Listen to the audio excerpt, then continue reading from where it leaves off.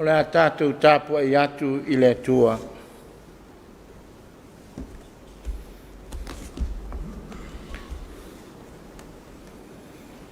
Ai a whai wale si tia le ao.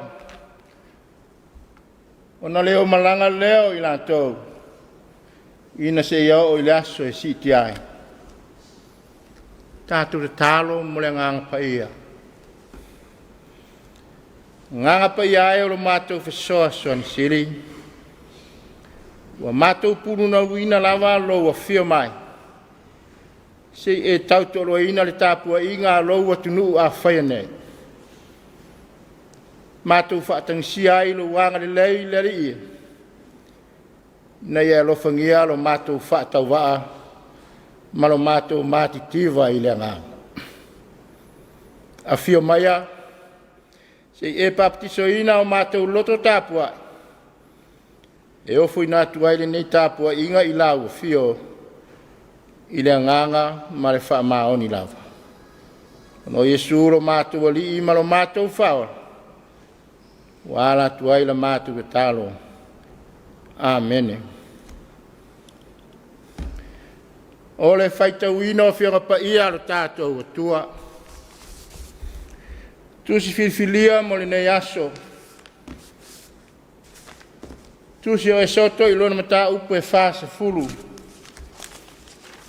A o le fwai upu. Se fulu fitu e whaangata mai le luas fulu ma le fitu. Tu e wha uau lea I le tolu fulu ma le wha.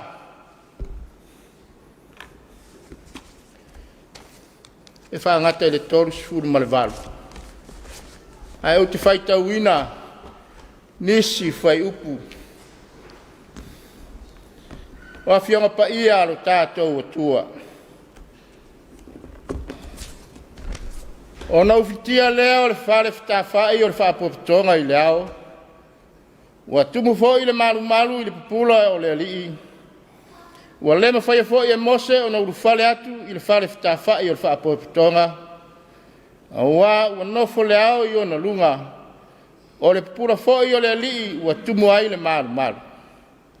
A sikitia foi le au ai lunga o le malu malu.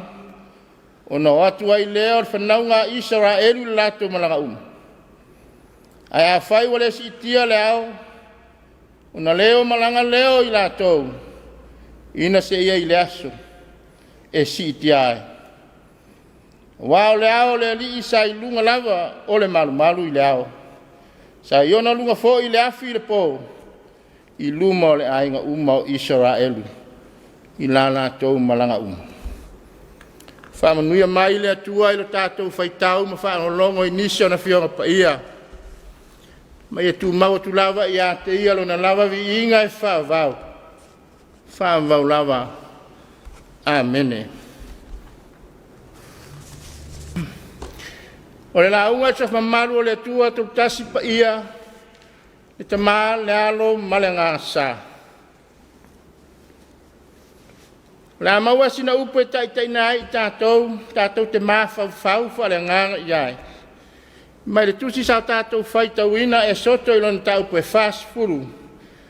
Au au filfilia le upu e tors furu ma le ono, ma le tors furu ma le fitu o te whaitauina. A si tia fo I leo ai lunga o le malu malu. O no atu ai leo le whanaunga Israelu I le lato malanga Ai a whai wale si tia leo. Ona leo malanga leo I lato. Ina se ia o I le aso e si tia ai. O le manata I tae tusa ma le whaasinonga tus whaitau aso o le kalesia. O le nei aso. E whape mai. O le ao o le ri.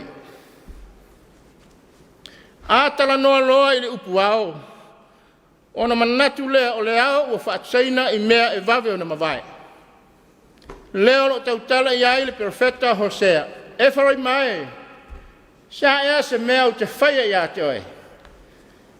Iu tae. Sa ea se mea o te whaia I a te oe. A wā ua pei o le puao I le Taeao la o toua mi o le lei. E pei o le sau fo I le waweao o na mawai atu. Pei tai o le whapena le winga o le manata I tai o le nei aso. O le ao o le li. Ai sa. Aua foi o le atua e leo se atua e mawai. A o le atua e whaavavau. E whaavavau lo na alofa. E whaavavau lo na whaamaoni. E whaavavau lo na amia tonu. A le na atua leo le atua. O le atua e mafuta ma awai. O le atua e fetalai ma fiwai. Fetalai le atua i a Mose i nasa wia. O le nei o te awinatu ia oe ia Farao. Ina ia au mai lo nu o le whanaunga Israelu mai Aikipito. Whai mai Mose. O ai au nei o te alu atuai ia Farao. Ma au mai le whanaunga Israelu mai Aikipito. Fetalai le atua au te iati oe. Ma nino le lei le uinga tutu mau leo le atua. E le ngata ilona fetalai. Ai toi a fio ai ma mafuta. E a fio la vai. E a fio e taita. E fa pe fo il val awina o Jeremia e fai ma perfetta. Feta lai le atua na o ilo oe a o le fai oe e a uile mana. Na o fa pa ina oe a le fa na mai oe. Ma o to fia oe e fai ma perfetta inu. Ma Jeremia awe le ali ie le atua. Fauta o te leilo na tautara. Awa o au o le tamaititi. Feta lai le atua. Awa te whapea o au o le tamaititi. Awa i lato uma o te awina ati ai oe. E te aru lava i ai. O mea mafoi o te whai atu ai i ati oe.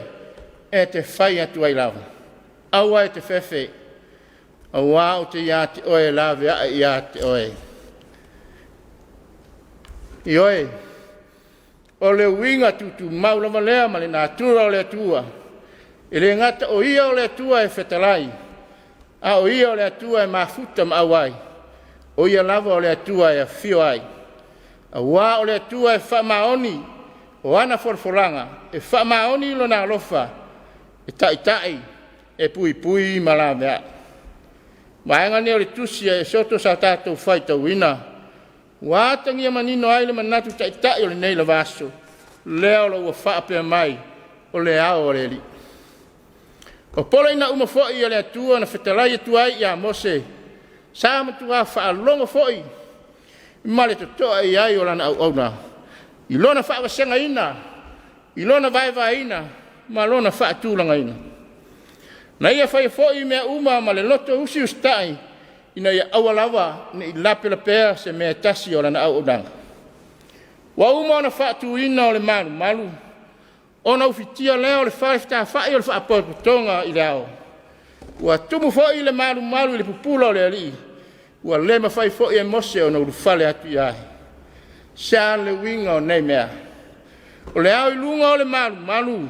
O le ata manino o le atua ua fio ai. Le atua ua mafuta ma au ai ai. Lea ua whai nei ma manatu au tu o le nei aso. O le ao o le ri. O le whaatumulia foi o le malu i le pupula o le ri. O le whaali mai lava leo le mamalu siri ese o le atua. Ina ia mata tau. Ina ia whaatua. Ina ia whaarolongo mausi ustai tangata uma i ate ia. O le vala awina o Mose. E whai matai o le nuu o le atua. E leo se ngā ruenga e whai ngofie. Te afua atu i le whai tau a whai o le nuu i leo vai tau. E si lia i le whāse lau afe o tangata. O lona winga e whaarua ina le whai tau a whai o le tātou atu nuu o Samoa. O nafta au sia leo le whai tau a whai o le nuu o le atua. E le ngata i lea. Ua manino le lei fo i le vaaya Mose i le olanga whai tau le nuu. A o whenga iai ma le nātu malanga wha umi. E tinga lava o na wha alongo talinga. Wa ai o lātou mata ma moli mawina o wa venga te tele ma le ofa fongia. Ua whaia le atua i o lātou luma. A e tupu pēa le whina o vale ma le ifo i tupua. Le taritonu ma le wha atua i le atua. Peitai, o le atua la ia e wha wavaulo na alofa e wha wavau fo i lan wha maoni. E tu sai ma le nātou whenga inga osi ma lona nuu. Na ia filfilia. E whai oe mo nuu. E whai fo i au mo tau atua. o te taitai ia te oe, o te whaoina foi oe i le nuu, o lo tafe ai le sua susu ma le meli e whai mo o tau tofi. O le ao le lii, lea ua whai mamanatu au tua le nei aso, o se wha mama a venga lea, a o se whesoa soani siri, ia mose i le nei whai ngā malanga umi mai le vao sinai. E anga i atu i kanana le nuu ua fola ina. O so se whe au fo i e vatu i tu ai ngā uma o Israelu. Whai mai o na o leo tu la fale marolosi, e manu malongo puia lii. Le nuu uma e whaata milo i te tonu o le vao tele. E leo se ngā ruenga whai ngō fie. O loo whengai fo i ma nei tangata tō fia o le nuu. Peitai, o upulawa ia ua whai nei mā tātou matua, leo ua whape mai. A sitia fo i leo ai lunga o le malu, o no atu ai leo le whanaunga Israelu, i la lātou malanga uma. Ai a whai wa le si itia leo, o na leo malanga leo i lātou, ina se ia o i le aso e si itia ai. O le aso lea, o le ao leo le li, ua whai manatu taitai. O le ao lea, ua whai ma whaatuala. Whai ma taitai tama e whaatonton whalau ai le whai ngā malanga le nu. E hanga i atu i kanana. Paulawa le vainga i le nu, ia Israelu, o le tau lai, ma vaava ai ma turi matai, i le ao lea le ali. Te milawa e si tia ai le ao, le i lunga o le malu, o na saungi malanga lo lea o le nu. E au noa ma se toi manuina pe toi longo puia li i le nu. Au a foi e iloma maua tu lava e le nu. Umale si itia o le ao i lunga o le malu. Ai ava ia tu foi le nu ua le. Ua si itia le ao i lunga o na malo o lo ai lea. E sa ili malosi. Ma whaatalitali se aso e si itia ai le ao. O lona winga. O le ao le ali e fua whaatatau iai o mea umalawa. O wao le ao lea na te taitai, le whainga malanga ina ia tau nuu, i le nuu whora ina, e mapu ma malo lo iai. E whape nā foi se wa ai le tātou whainga malanga. I le tamu whainga o tātou a inga, o nuu mai ka le sia, whapea le atu nuu o Samoa. E iai le taimi e tātou te, Whetaya iai ma whaafita uli ma whao leola. Ma tangi vale o leo langa nei. O na tupu ai leo lo tātou le mautonu. Mai uai na tātou le loa. O whea tonu tua a o whea luma. O whea tai a o whea uta. E whaapei lava o Israelu i le vao Sinai. Peitai o lo au mai e mose le tā ua le ola pi i le tua. Ma mafuta i le atua e ala i le wha tua ma leo la tatalu. O na tātou langona i nai lea o le musmusunga le anganga i o le atua. I ala moni tātou te sawa vari ai. Ina i o tātou maua o ana wha amunianga i leola e wha wau. I oe Samoa e o le whiau tau longo mai leo le tala lei. A walo au mai ai le nei tala. O le tāu o le ngarulu e whaatasi. I le whaatua o wao ta iala ai le atua i nei malanga. E whape nā foi, le manao la apostolo Paulo ino nā tali i wha le nganga o Timoteo, ina ia whaatino tiu te uma, i le whaatua ma le wha maoni, a o le nganga pa ia, e mau ai nganga mo ke riso Yesu. I oe Samoa, o le whiau mo Israelu, o le whiau fo i lea mo Samoa i nei aso. O wau tofsia i tātou ma mea lofa ua whaasoa mai a le atua. Ina ia whao ngāta tau, nei mea lofa uma, ina ia vi ia ai le atua siesi ese. Manuia tele, le alo whaiwa Samoa i au mga ruenga le nei aso. O no Yesu. Amen. O nā tātou pepese vi inga o le atua, e se lau iwa sifuru maleiva.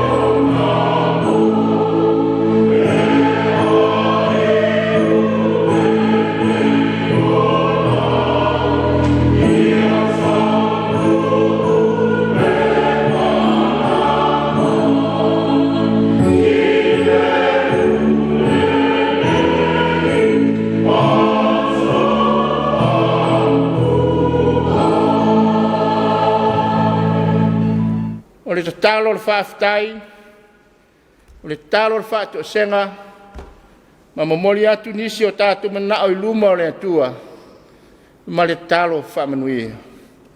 Se o tātou wifo ma ta talo i le atua. Le atua mamanae lo mātou tamae whaavau, o le ona le mana ma le malosi umalava. O laua fio lava o le alofa tunoa ma le alofa muti vale umalawa. No mātou o ese mai laua fio no la mātou a mio leanga. Sa esa ili mai pea ia te i mātou ilo lava alofa tunoa. E ala ia Yesu ke riso o lo lava alo pele tu atasi. Ua mātou whaaftai atu i laua fio ina ua whawhanguina lo atu nuu i le ola fau ma le malosi ua whaafauina. Whaafetai ilo alofa ua fo ina mai ai fo ile nei aso e whaupopo pe i le whaitauina o aso o lo mātou ola.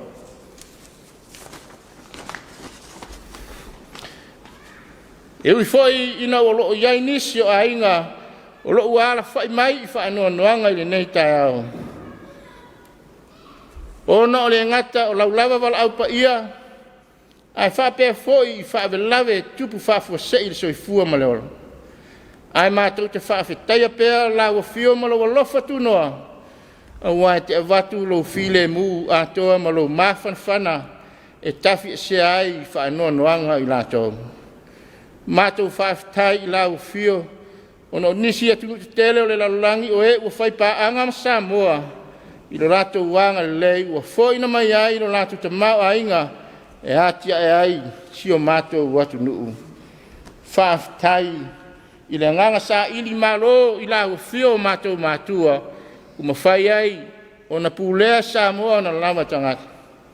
Mātou whaafetai mo le nei atu nuu ua whai mo mātou tofi. A walo o mātou o mawai le to file mu ma le ola sa loto. Whaafetai o le sao tāhua o le whainga malo i lato ngā lue puno wai mo le manuia o le mātou watnu. Whaafetai o le tala lei ua lima taitai nai upuwhai o le mātou watnu ina ia pūlea e leanga matu whaakewsiano. Whaafetai lau tuspa ia ua whai lea masuli o mātou vai man mama lamai o mātou va yala umalau. Whaafetai le nganga pa ia uru mawhale ia ilo mātou ola i lana taitainga ma lana whaasino manga. Ala mātou whaafetai sili ona o le soifua pa ia o Yesu ke riso lo lava lo pele to tasi. Na o si ai le tau langa e tasi ai afe mo le whaamaloino a mātou ngā sala umalau. Tu mawatu i lau lava fio le tu poto to tasi o le vi inga o le whaamanu ma le whaanetanga o le mana le pule ma le malosi umalava. A toa ma le whaafetai o nei maso umai e o i le whaavavau. Mātou whaamauralo ono o mātou vai inga whaatanga. Peo le aunga tā ma le whaaparapara. O mātou whaatu ese ono ua le auna le tangata mo le vi inga o lau fio ai ua mo i alava. Mahangalo i mātou ono ua mātou le whaangaina ma te tau o mātou tofi mo mātou tiute ai meise o mea alofa na pina mai mo le manui o nisi o mātou uso atanga. Mātou whaamauaralo ono uvao ia leola leo isi i manuia o lau fio ono lo mātou wola whaamaurunga. Mātou whaatu ese i lau fio ono o le pongi sao lo mātou vaai i whaasinonga te tau o lau fio e mātou te muli tae ai. Lali i e ia e whaamaina i mātou uma ma lou atu nuu i le toto pa ia o Yesu lo mātou o lii ma lo mātou whaola ina ia mamanga lo ai i mātou. Watu i mātou le mawhitanga mawhana i mawhuta whaatasi ma lau fio ai mātou lava wa uma ona e whaama mai ina ma whaamanga lo ina. Mātou te talo le ali i e lo mātou atua ia whesoa ni mai lo nganga ina ia whaamalosia lo mātou wola talitonu i a Yesu Keriso. Whamanuia lau fio i whiau mga ruenga o le awhia ngai malo atu nuu ili nei aso. Whamanuia le Tapua'iga le leoa ta māmatina mātutua o lo mātou atu nuu. O lo tapua i mai i maota malawa. Whamanuia lau fio i taitai o lo atu nuu malana whainga malo. Nei lātou taitai pēr lo atu nuu i lami o tono lau fio. Ma tua la mātou talo I lātou uma. O e o whea ngai ma mawhitianga ese o leola. Ai maisi o whaanua noanga ono lau wala au pa ia e ala ma liu ma leot. Ianga le lei, ma pai atu iai lo mana wha malo lo. Se I wha maro sia e lau fio lo mātou wola sa I atu oe. Ma ia la vea I mātou I wha so songa. Manuia le nei ala leo, o lo whai maa whi au lau tala le lei, so se tafa o Samoa, ai mai se o atu nui whafo. Ia ngāru lua mai pēr, le mana o lo wanganga I o mātou loto, ina I o mātou I loa le mamaru o lau fio, ma lo lava sidi ese, na e whai ai le langi, ma le langi. Nisi nāwa mātou ta talo ta mai wha, tasi ai matalo lilo I o mātou loto, tu atu ma ofo ina atu uma I lau fio e whai I ai lo lava finangalo ai aua o mātou loto. Al manuia marfile mua lau fio le tu al tama. Le lofa sisi de ese o Yesu Keriso lo mātou li ima lo mātou whaola. Atoa ma le maftanga le motusia ma lo lava ngang pa ia. Ia I lunga leo lo atunu uma le lalolangi atoa. Nei maso uma e o I le whaavavau. Whaavavau lava. Amen.